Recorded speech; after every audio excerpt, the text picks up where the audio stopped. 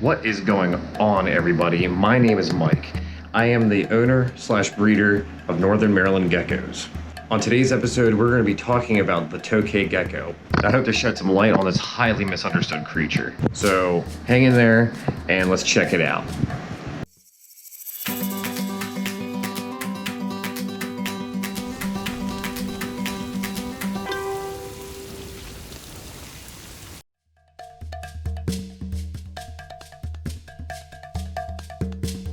So joining us today is my male Tokay Gecko. I have a pair of Tokay Geckos. This is my male Gecko, and then I have a female named Manila. They're both named after Godzilla characters. So let's just keep on moving through, and let's go ahead and just go over the discovery of the Tokay Gecko. Tokay Geckos were discovered in 1758 by a guy named Carl Linnaeus, and their original scientific classification went underneath the name of Lacerta gecko. Their name has changed several times since their initial discovery, but since 1922 they've been known as Tokay Gecko. There are also two subspecies of this animal as well. You have the Gekko Gecko and the Gekko azari. They also have some various common names, which include the Tuktu, the Toka, and obviously the name that everybody knows them by, the Tokay Gecko. Generally, their common names are usually derived by the sound that the male Tokay makes when he's trying to establish his territory and he's also trying to breed. Tokay geckos are indigenous to Southeast Asia and a few Pacific islands. Some areas include Laos, India, and the Philippines.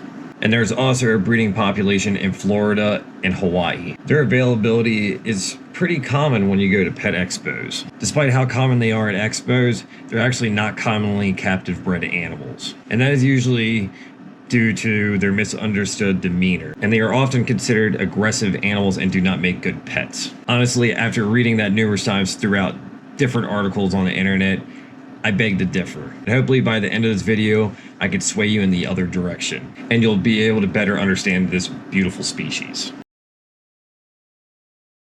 Since they're relatively common at pet expos, and they're available pretty much almost at every single one, I've seen Tokays range from the prices of $10 to over thousands of dollars when you come into like the captive bred aspect with all the various morphs that they have discovered. But generally the cheaper ones are wild caught animals. It's hard to say where they were caught from because they could have been ripped from their native lands, but at the same time they also may have been taken from Florida. Obviously always the better option are captive bred animals, but at the same time more people need to start working with these to have a larger abundance of them, so that way they're not being taken from their native habitat. Now when it comes to taking care of a Tokay gecko and with their husbandry, the Tokay Gecko is actually a very hardy species and relatively easy to keep. Generally, I find them just as easy to take care of as a leopard gecko or a crescent gecko. Tokay geckos are an arboreal species, so they need a tank that is taller than it is wide. A 20 to 30 gallon tank is usually pretty good for a single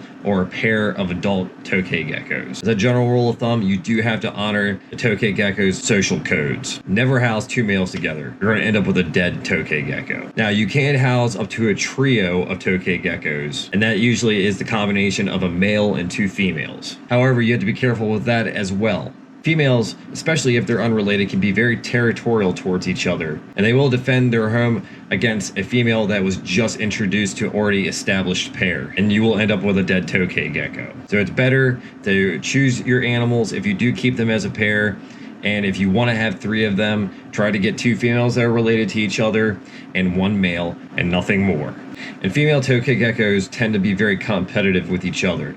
Some females have been known to eat the other female's eggs when they're breeding. Generally though, this happens a lot less when the animals are related. When it comes to lighting, Tokay geckos, they don't really like bright lights too much. That's mainly because they're strictly nocturnal animals. So UVB or bright basking lamps are not necessary. However though, these types of lights also help simulate a day and night cycle. And I actually use a basking bulb, but I don't use a bright one, and I do use a UVB light with these guys.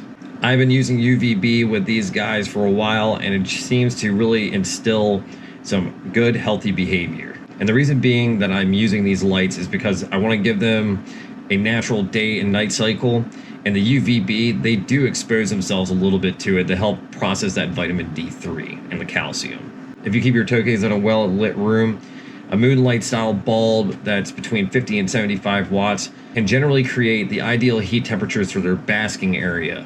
Their hotspot should be between 90 to 100 degrees Fahrenheit and about 80 to 85 degrees Fahrenheit for their ambient temperature.